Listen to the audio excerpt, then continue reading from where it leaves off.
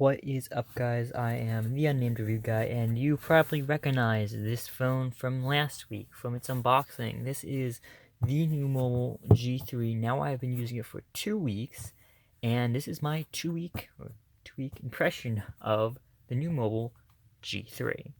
Let's get started. Okay, so this is the Nuu Mobile G3 out of its box. I made some adjustments this week to the G3. You might notice it looks a little different from last week. Let's flash a picture of last week's on the screen, if I have it still. Anyway, this is what my Nuu Mobile G3 looks like now, because I am running a nice, lovely Nova launcher on here. So yes, I did put Nova launcher onto the G3, and I have to say, it does to me feel a little bit better with Nova launcher on it than it did without. So while this phone was always snappy, was always speedy, I always loved it, I feel like that only got enhanced when I started using Nova Launcher. So I'd highly recommend Nova Launcher if you are going to pick up this one. I'd highly recommend putting Nova Launcher on it, because on top of being very slick and smooth, I did get to do little personalizations that I like with my Android phones, like the time on top, like the setup like this, and the app drawer to be more like this instead of the old way. So I'm also been having that. So another thing I've been liking over this past week of okay. Another thing that I've been liking over this past week, or finding useful over this past week with the Nuu Mobile G3, is touch gestures on the back fingerprint sensor. So let's say I'm in an app. I'm going to Duo, for example, right?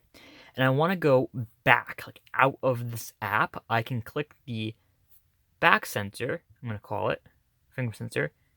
Of course, I'm supposed to be setting this up. So it's telling me if I want to quit setup. But typically, if we're, let's say, in the camera app, and I want to go back, I just have to click the fingerprint sensor, and I don't know why I'm getting that now, or that, or that. Why are all these notifications loading in now? That's weird. I restarted the phone, maybe that's why. I didn't actually fully close them off. Okay, so let's say I'm in Twitter, for example. And so one thing I don't like about Nova Launcher is that it does change it. So I can't like scroll up from here or scroll up from here. Well, okay, I guess I can from there. But I can't scroll up from here, which is something I'm kind of used to, just scrolling up from anywhere. I kind of have to scroll up from this one centralized location, and I'm more used to scrolling up from one section, but that's more of a Nova Launcher thing than this phone, so I don't think it has to be mentioned here. So let's say I'm in Twitter, right? And I want to go home. I just have to press this once. Easy. I'll go backwards. I'll go backwards, and then I go all the way backwards. I'm home. If I want to go into the app switcher, I press and hold the back sensor like this. And I feel a little bit of a haptic vibration feedback, and I'm in the app switcher here. Go out of it, just press the back button. So I've been navigating around the phone. This is a built-in feature, by the way. It's in settings. I've been navigating through the phone like that instead of using the bottom keys. I've just kind of been hiding the bottom keys and navigating around the phone like with my finger and on the back. So I've actually really been liking that. I've also really liked the shortcut for screenshots, which is 3 fingers swiped down. There's a lot of awesome shortcuts on this phone, which I've been really liking. One thing I have not been liking is the case. I think I might have mentioned this last week. The case does eliminate the textured textured power button. So there is a textured power button on this phone. So it's definitely there. It's textured. It's fun. It eliminates that. This is not a textured case. I wish it was. So I wish the power button on the case was textured, since it is the case that comes with the phone. That would have been a nice little touch.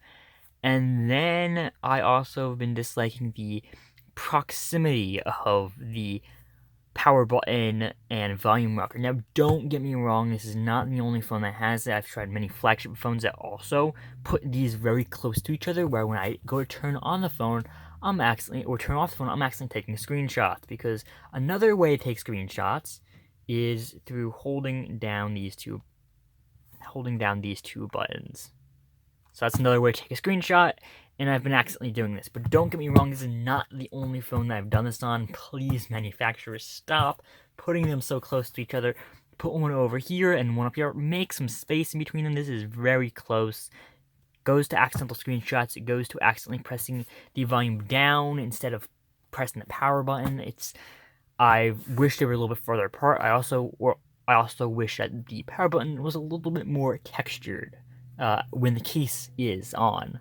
So I wish the case had some kind of texture on there.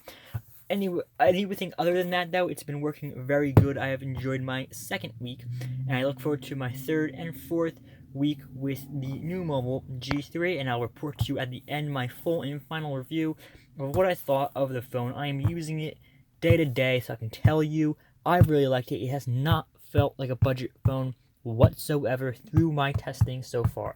So I hope that I continue having a positive experience with it, and I hope that I can talk about it more in 2 more weeks. So thanks guys for watching. Check out my next video, which will be on the Nuu Mobile G3 3 weeks, which will be next Friday, and then 4 weeks, and then I'll have the final video. So thanks again for watching. A name review out.